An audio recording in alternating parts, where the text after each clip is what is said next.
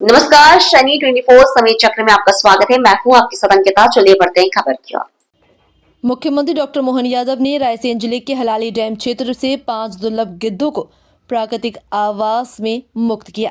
इनमें 4 भारतीय गिद्ध और एक सिनेरियस गिद्ध शामिल हैं। इन गिद्धों को उच्च परिशुद्धता वाले जीपीएस जीएसएम उपग्रह ट्रांसमीटरों से सुसज्जित किया गया है। भोपाल स्थित गिद्ध संरक्षण प्रजनन केंद्र में अनुकूलन और अवलोकन अवधि के बाद उन्हें मुक्त किया गया। टैगिंग प्रक्रिया संबंधित संस्थानों, वन विभाग के प्रतिनिधियों और वाइल्ड लाइफ एसओएस के वन्य जीव पशु चिकित्सक की देखरेख में संपन्न हुई। ये पहल मध्य भारत के विकसित हो रहे गिद्ध परिदृश्य को समझने की दिशा में महत्वपूर्ण कदम है। भारतीय गिद्ध सामान्यतः एक सीमित क्षेत्र में रहते हैं, जबकि सिनेरियस गिद्ध मध्य एशियाई फ्लाईवे के अंतर्गत 30 से अधिक देशों तक लंबी दूरी का प्रवास करते हैं। मध्य प्रदेश वन विभाग ने WWF इंडिया और बॉम्बे नेचुरल हिस्ट्री सोसाइटी के सहयोग से उपग्रह टेलीमेट्री कार्यक्रम शुरू किया। इससे गिद्धों के आवागमन, भूदृश्य उपयोग और मानव जनित दबावों के प्रभाव का वैज्ञानिक विश्लेषण किया गया।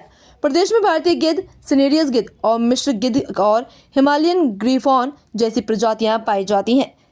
भारतीय परंपरा में गिद्धों को शक्ति और सम्मान का प्रतीक माना गया है। रामायण में जटायु और संपाति की कथा गिद्धों के त्याग और साहस का प्रतीक है। पर्यावरणीय संतुलन बनाए रखने और बीमारियों के प्रसार को रोकने में गिद्ध महत्वपूर्ण भूमिका निभाते हैं।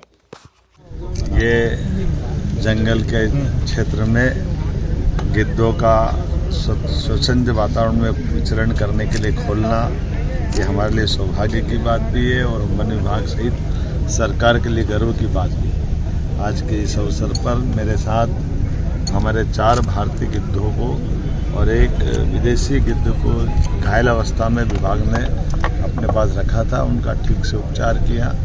उस स्वच्छंद वातावरण में गिद्धों को छोड़ करके वन विभाग ने अपनी उस गरिमा का और ख़ास करके उस गौरव को प्राप्त किया, जिसके कारण से वन विभाग पूरे देश में हमारे गिद्धों के लिए भी देश भर में सबसे ज़्यादा गिद्ध किसी राज्य में पाए जाते हैं तो मध्य प्रदेश में। चीता, लेपर्ड, टाइगर सब क्षेत्रों में मध्य प्रदेश की ख्याति लगातार बढ़ रही है। मुझे इस बात की प्रसन्नता है।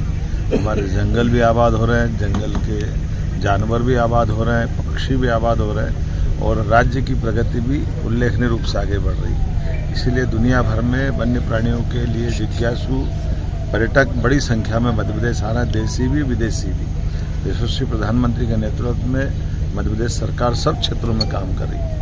उसमें फॉरेस्ट में हमारा नंबर 1 पे, फॉरेस्ट के माध्यम से टूरिज्म के अवसर भी मिल रहे हैं और वन्य संपदा भी सुरक्षित रहती है। हम जटायु का संबंध तो भगवान राम के काल से देखते हैं, जब जटायु और संपात 2 भाइयों की जोड़ी थी और संपात ने अपने भाई को बचाने के लिए सूर्यनारायण देवता से भी अपनी जान की बाजी लगाई थी। ऐसे कई ऐतिहासिक घटनाक्रम हमको हमारे वन्य जीवों के साथ सहअस्तित्व की भावना के लिए मजबूत करते हैं। आइए हम सब मिलकर के इन सबको और आबाद करें, इनको लेकर आगे बढ़ें।